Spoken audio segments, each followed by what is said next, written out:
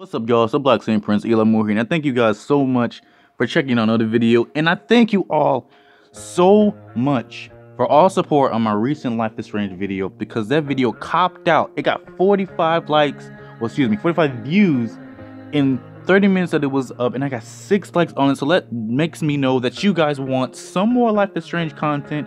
I'm not gonna bombard you with more Life is Strange content for now, but I will be uploading some more videos on Life is Strange theories and things I would like to see in both the farewell episode and season 2 leading up to the both of them. And you will also be seeing some vampire talk later on. So without further ado, let's jump right into this video.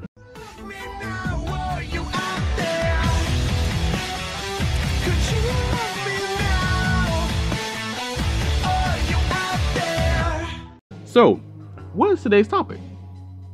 Today I'm gonna be talking about what I think Amberprice and Pricefield is, which one I think is better. So for you guys who don't know, Pricefield, which is my personal preference, I'm gonna talk about that last, is the combination of Max Caulfield and Chloe Price, while Amberprice is a combination of, you know, Rachel, Amber, and Chloe Price. So which one do I feel is, you know, not as significant as the other? I feel personally that Amberprice is less significant, and in fact it leads to more chaos than Pricefield, whatever, you know. Because here's the thing, Chloe Price at the beginning of Before the Storm, she was a damaged girl. Like, she was I'm not even gonna say anything, she was a legitimate damaged girl. I can't blame all this on Rachel. She was a legitimate damaged girl. She was doing drugs. Her father died, her best friend bounced, and now her mother's getting married to someone who she can't stand, which I mentioned in my last Life is Strange video. But now she meets somebody who is almost just as in pain as she is. You know, she's almost in just as much pain as she is, but that pain doesn't truly set in to the end of episode 1 of Before the Storm. So I feel like, and plus on top of all of that, I feel like Rachel was moving just a little bit too fast for my taste.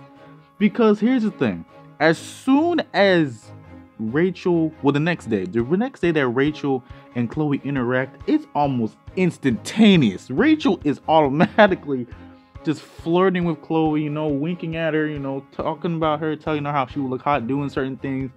Not in sexual, but like she says, like, you look hot on stage, things like this. And I'm like, you move a little bit too fast, girly. I mean, you know, I'm not with it. I mean, you cute and all, but you moving just a tad bit too fast. And I feel like she exploited Chloe. Because at this point, I don't think Chloe really knows any better. I mean, she's a 15-year-old girl who is in pain. And so she's willing to turn to anybody who would even give her a false sense of confidence. And I feel that's what Rachel Amber did for Chloe.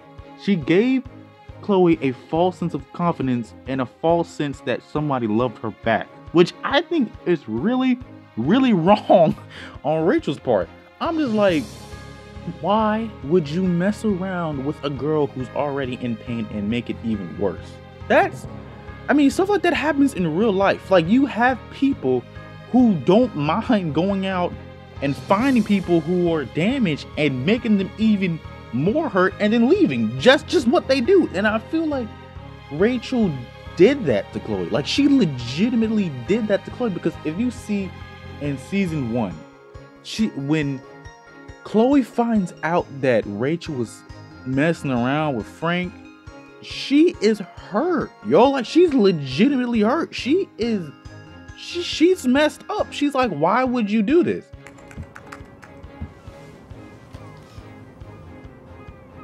That makes me ill that Rachel posed like this for Frank.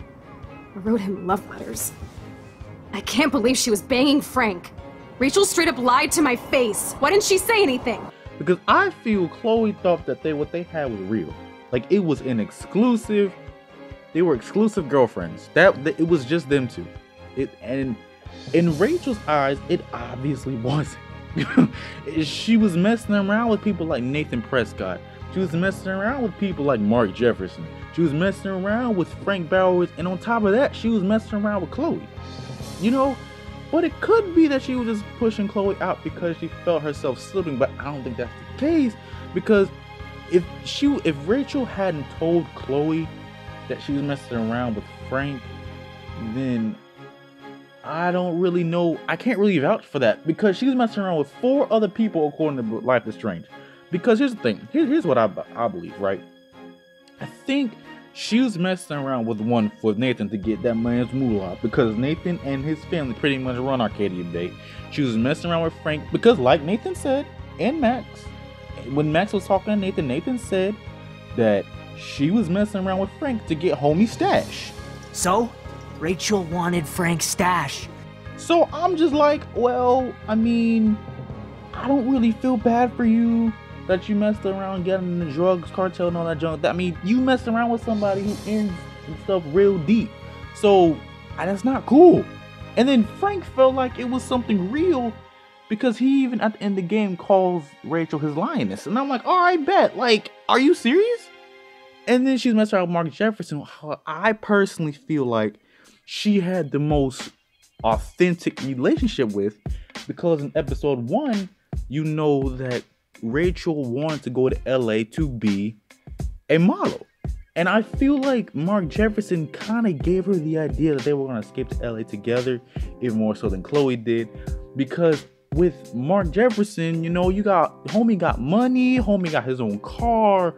He can prepare all this stuff for Rachel. So I feel like that's the person that she truly fell in love with, because he could make her happy. But that ends up backfiring and Rachel ends up dead. But that's not the point. The point is, Rachel was manipulative. And I feel like she ended up dying because of how she was living. Like, she ended up dying because of the fact that she was being manipulative to Chloe. And that ain't cool. Like, that's not cool.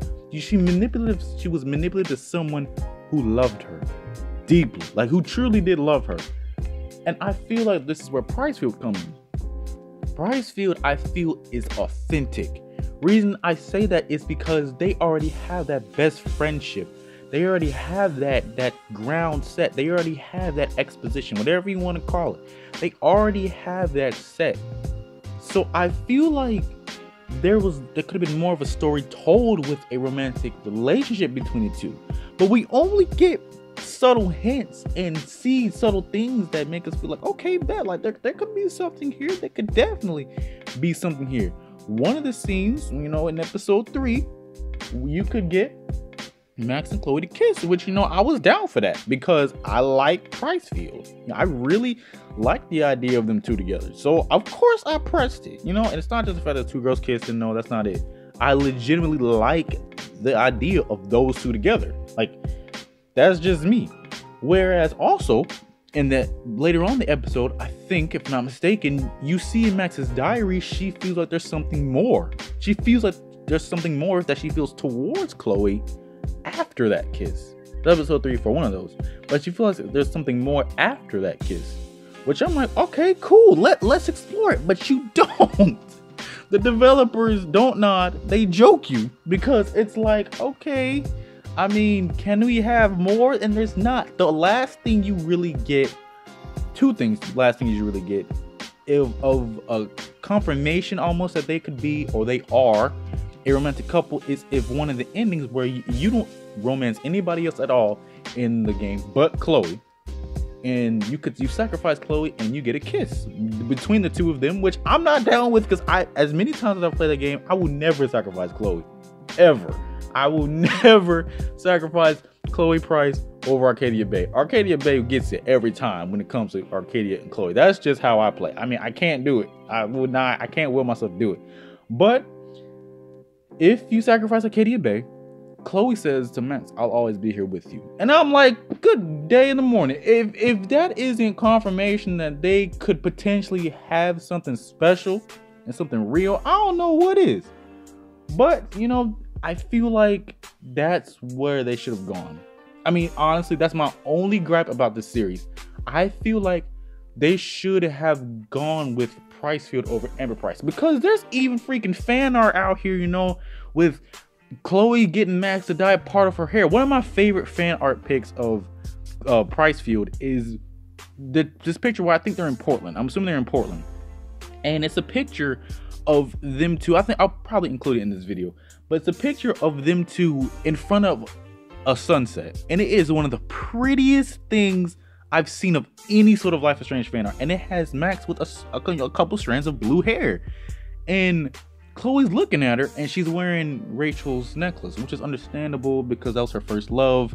But you know, I was like, okay, I like this, but I wouldn't want it to be her just bidding with Max to get over Rachel. Like, I wouldn't be okay with that. That's why I feel like they should have had Max and Chloe together, or at least somewhat together, in episode like 2 or 3. You know, after Max has gotten back and she's sort of getting back into the groove of things. She's letting Chloe know how she feels, you know. She's telling Chloe that she's sorry, because that's another thing. Max was dependable. Like, Chloe could depend on Max, and Max could depend on Chloe. They both gave their lives for each other. They stood up for one another. They almost died for one another. In fact, Chloe died for Max multiple times. You know, and Max, using her powers, almost died herself to save Chloe, especially in episode 5. So that's why I feel like there was so much more of a story to be told that never got told. And I'm kind of saddened about that, because now, after the farewell episode, we won't see these characters anymore. Like, we might, but we won't see these characters for a while. So that's just me. You know, let me know what you guys feel about Amberprice and Pricefield. Let me know which one you guys think is better. Leave a like, leave a comment, and also, before I get out of here, in March I have pre-ordered Life is Strange Before the Storm, the limited edition. I'll be getting a physical copy of that, so I'll be doing a giveaway. If you guys want a giveaway, press that thumbs up on the poll, you know, press a little eye icon and press yes, because I will be doing a giveaway, and I will tell you guys the rules very, very soon. So without further ado, I thank you guys so much. Leave a like, leave a comment, subscribe, thumbs up, and don't forget to always come back for more.